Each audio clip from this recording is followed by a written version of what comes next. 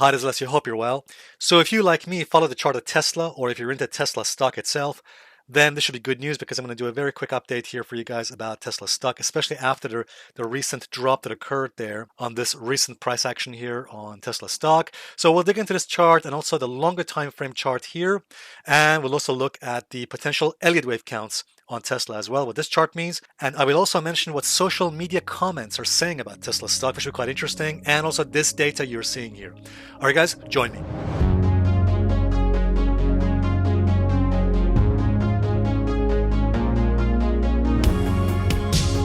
All right, guys, welcome back. So in just a few minutes, I'll cover the chart of Tesla stock, both on the daily chart and also on the higher time frame chart. Before we do that, though, I just want to mention some interesting data. Now, I do realize that Tesla is more than just a car company. I realize that. But if we just consider the car side of the company, look at this data here. I'm sure it'll come as no surprise to you that just in March, a few months ago, Tesla was the highest depreciating car in America, as you'll see here.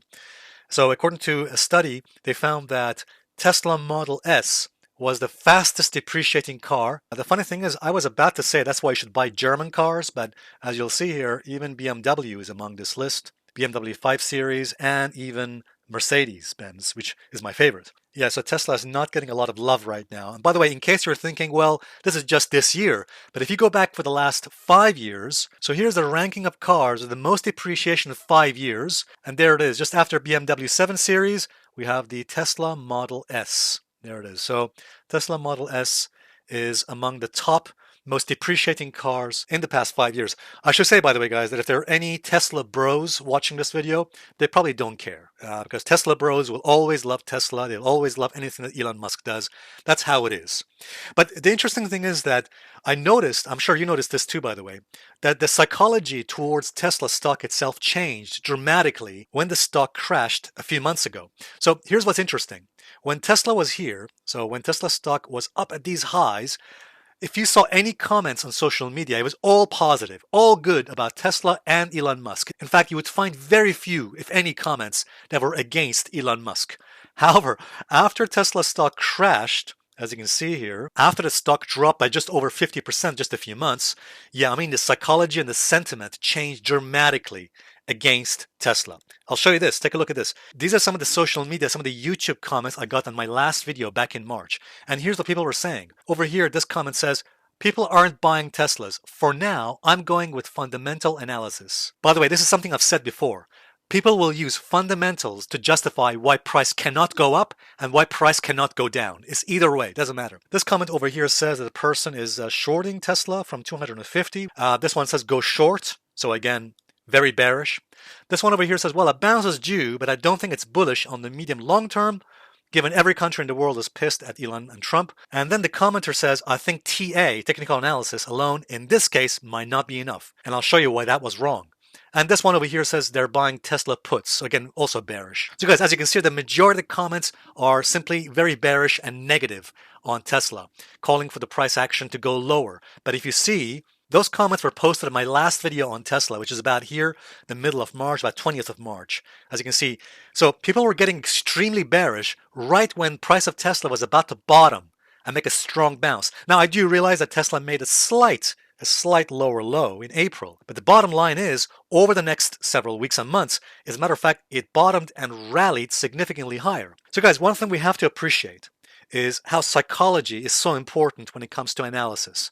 Because as I've said this before, guys, people will use fundamental analysis when price is going up and when price is reaching a peak. For example, at this point, when price of Tesla was near 500, people were saying, no, Tesla will never drop because Elon Musk is a genius. But of course, when Tesla did drop by just over 50%, down to 230, 220, what did people do? Those very same people who were so pro-Tesla and pro-Elon Musk suddenly turned against him. Now people did not expect the price to go back up. Why? Because of fundamentals, schmundamentals. As I mentioned before, guys, people will use fundamental analysis or news to justify why price cannot go down at near the peaks and why price cannot go back up at near the bottom. All right, guys, this is why we should be extremely careful about herd mentality. All right, guys, now, as I'm sure you probably heard in my last video, I was expecting a big bounce on Tesla. So when the price of Tesla was down over here, I made a video when I was back in Iran, and I said, look, I was expecting quite a big bounce in the price. Here's a short clip. We'll come back. Nevertheless, I think given the oversold conditions here, we're seeing oversold conditions with the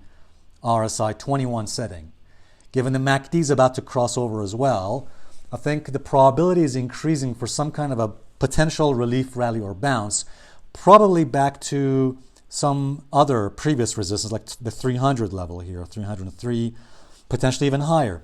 All right, guys. So as you heard, back in March, I was expecting a bounce. Now, even though we made a slight lower low here, eventually it did recover, as we'd expected, and Tesla managed to rally quite nicely here. Now, this recent drop, though, I'm sure some of you think is quite puzzling. Could this recent drop be a bearish sign for Tesla?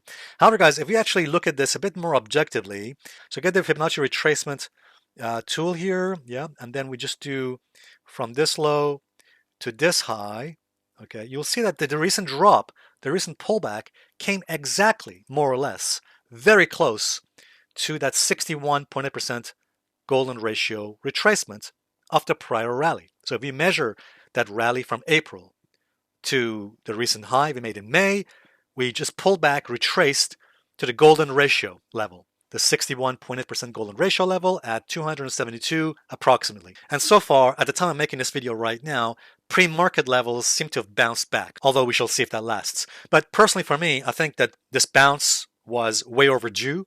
So usually after a major decline like this, we typically see retracements of about 50 to 61.8%. So this recent rally just retraced 50% approximately of this previous decline here. So to have a better perspective on Tesla, I always like to zoom out and go on a higher time frame. And in this case, this is the weekly time frame chart of Tesla with the potential and probable Elliott wave counts. Now, the reason I say probable Elliott wave counts because there's no certainty in the market. There are only probabilities. We're dealing with a chaotic and uncertain and indeed non-linear market. Now, here's what's interesting to me. I think that what's happening on Tesla stock is that after we completed wave 3 back in the year, well, back in late 2021, just before 2022, and then a major crash that occurred in an ABC pattern in the wave 4, okay, so that was a wave 4 correction. This then gave rise, in my view, what is happening is a likely ending diagonal formation in a wave 5. Now, in case you're probably scratching your heads and thinking, what is an ending diagonal? What are you talking about? Okay, so let me just mention to you what I mean by that. An ending diagonal pattern is the kind of pattern you're seeing here, which typically forms either in a wave 5 or in a C wave. Now, put in quite simple language, here's a summary of ending diagonal patterns you'll see here. So they have typically 5 waves, 1, 2, 3, 4, 5. Each wave subdivides into corrective patterns, as you can see here. So each wave, 1, 2, 3, 4, 5, subdivides into, for example, ABC patterns. By the way, some people mistakenly think that in Elliott wave theory, you cannot have an overlap between waves 1 and 4. That is wrong. There are some patterns, like ending diagonals or leading diagonals, where waves 1 and 4 can overlap. Okay? So in fact, in these types of patterns, you can have an overlap of wave 4 with the wave 1 and 2. Now, the main thing to appreciate from this pattern here is that it means that Tesla stock is likely forming a bullish ending diagonal formation, which could take us significantly higher. All I'm really trying to say is this, that as long as Tesla stock can remain above this support region here, so let's just put this support region on the chart. I've actually drawn it here on the chart, between 239, or let's just say 240, to 222. Provided Tesla remains above this support region, despite any pullbacks, for example, as long as this pullback we're seeing here on the chart of Tesla, as long as it does not go below this region here, so this pullback must not go below 239 or 222. As long as it stay above this, I can maintain this bullish view for the longer term on Tesla. Again, I'm not talking about the short term. Short term, anything can happen, okay, in the next few days and weeks. I'm talking about the next 6 to 12 months. So in the next 6 to 12 months, I'm remaining long-term bullish on Tesla, provided it protects and stays above, at the very minimum, 239 and 222. Okay, so that would mean as long as we stay above this support, then we can have a likely fifth wave to take us likely to the end of this year and to 2026 into these higher regions, in the region of 500 to 600, potentially even higher. I mean, it might even extend to the region of 700, maybe even higher than that. But the bottom line is I'm keeping it rather modest to the regions of between 500 to 700 approximately for that fifth wave in the ending diagonal formation, okay, as shown here on this particular diagram, okay. By the way, as to where I think we are in this particular diagram or this Elliott wave pattern, I think it's quite probable that we are in the middle of this A wave, okay. So if we've started from the lows of April, the rally to higher levels, okay, then I think it's quite likely that we are in the middle of this A wave. So we had that nice rally from April lows to the recent high in May.